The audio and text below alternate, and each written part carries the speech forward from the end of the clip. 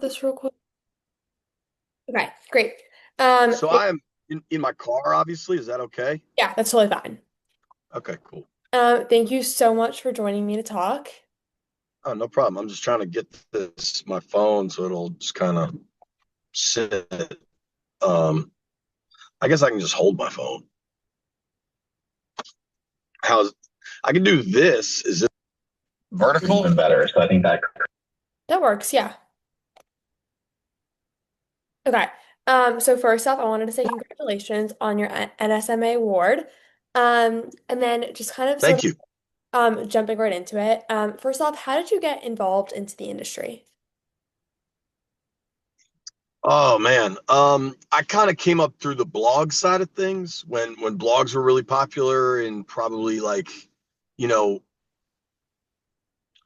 2009, 2010, just really writing a lot. And then I just kind of kept that going for like independent blogs and then eventually got hired as like a digital content person. Yeah. And like why did you have like an interest in going into the sports industry? I mean, I always loved sports. It's funny. I got a master's in journalism and I kind of wanted to do politics and I but I always had sports as a passion and I was just you know, the political space was just so ugly and polarizing and stuff. And, sports is just something I enjoyed a lot more. And I feel like I talked about it and could convey, just an honesty and an authenticity that kind of resonated. Yeah. Um, Take us through your path from like your first job to sort of like where you are now. Sure.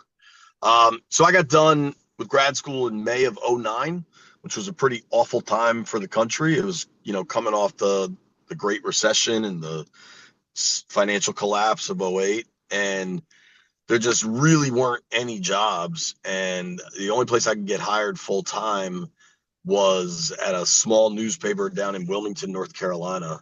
And I made no money. Um, and I was still kind of right. Like my job there was business reporting. And I was still blogging sports stuff on the side. And then I met my now wife, who lived back in DC, and I was from DC, and I kind of always wanted to get back here. And meeting her kind of accelerated that. And so I moved back here and worked for like a trade publication, which I really hated that job, but I kept blogging and writing and doing stuff kind of on the side, a bunch of different side hustles. And a big break for me was I started writing for Washingtonian, which is a pretty big magazine of note in the DC area. Um, and that really helped open some doors. And then I got like a part-time job at uh, what is now Monumental Sports, but way back then it was like CSN Washington, just as a digital content person, mostly blogging, but social and kind of everything involved in the digital space. But I was working like full time during the day and then that at night, and it was just a lot of work. And then eventually they had a full time opening that I was able to get in on that. Um, and I really kind of zeroed in on football coverage, and that was going well. And then our top football guy switched over to hockey, and I went for the football job. And luckily, a couple of my bosses at that point really rolled the dice on me, and it worked out well. And then a couple of years later, they were like, "Hey, we want to start a podcast," and I was like, "Dude, I want to do." I jumped at that, and then the podcast really grew, and then I got more television work, and then I started doing some radio, and then that evolved into a radio show and a lot more television work. Um, and so it kind of just kept going, but it's just working really hard and kind of never saying no when you get offered a new opportunity. Yeah. Do you think that it was like hard to sort of like transition from like working in like radio and like podcasts to like working in like television? I think I think those lines are all very blurry now. I think content is content, and especially with the growth of YouTube and social and whatever else, like there's no one medium where there's not a video component or an audio component. So I think traditionally that may have been the case, but I think you can't think like that anymore. Yeah. Yeah. How did you continue to like stay motivated like throughout like your career and like kind of until you kind of like got to the job you are now? Well, you got to stay motivated, period. One, it's a results business, and there's a zillion metrics to determine if your results are good.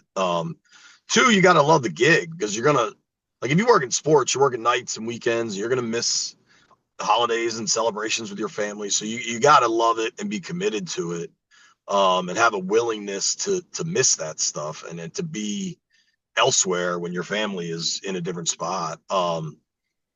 So you gotta, if you don't really love it and embrace it, then it's probably not for you, I would say. And I've always loved and embraced it. And then I'm just a competitive person and want to continue to grow. And there's no, I mean, even guys that reach like the true mountaintop, like a Mike Tirico or something, I bet he's still motivated as ever. And you gotta continue to want more and push the envelope.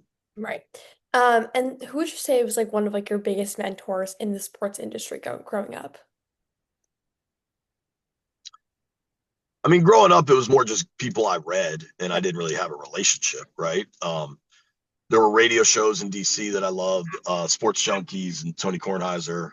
Um, you know, a guy named Dan Steinberg, that's a Washington Post editor now, was pretty influential to me. A guy named Jamie Mottram, who used to run a lot of blogs and now runs Breaking Tea, was pretty influential to me. Um, I had a boss named Mike Wargo, who now is at SNY in New York, was really important to me. There's been a bunch of folks along the way, a ton of people that like believed in me or took a chance on me, gave me opportunities. Some of my teachers back at Georgetown, Chris Kynard runs a radio station, has been really cool. The people at NBC4 now have allowed me to really grow. So there's been just a ton of people. Yeah. What do you think is one of your favorite parts of the job? Interviews. There's nothing better than like sitting down with somebody and trying to break through the like kind of the monotonous sports media questions and break through that and get to know somebody and let somebody show a side of themselves that maybe the audience doesn't know. Yeah. Who would you say was like your favorite interview to do with? Oh man.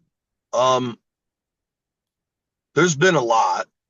I used to, for a period of time, get a one-on-one every week with Sean McVay, who's now the Rams head coach, and he was just he's a true he's a special like charismatic person in that he's like an actual football genius, but also understands people and interactions.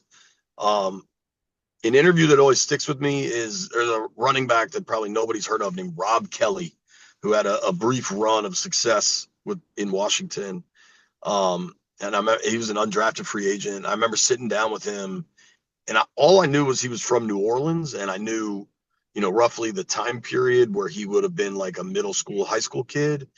And so I just kind of asked about that and pulled the thread a little bit, and he ended up telling me this like incredible story about when his family was displaced from Hurricane Katrina, and that has just always like you never know what you're going to find out about people, and sometimes that's the most rewarding part. Yeah. And then just like last question, what advice do you have for people such as me who sort of want to get into the industry? Do a million things, wear every hat possible, shoot video, edit video, focus on social, whether that means TikTok or Instagram or wherever.